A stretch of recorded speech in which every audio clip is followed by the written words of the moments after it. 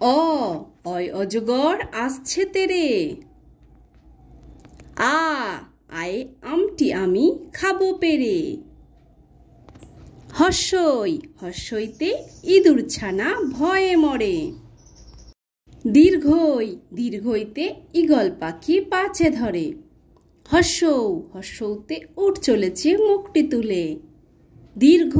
দীর্ঘৌতে দীর্ঘটি আছে ঝুলে।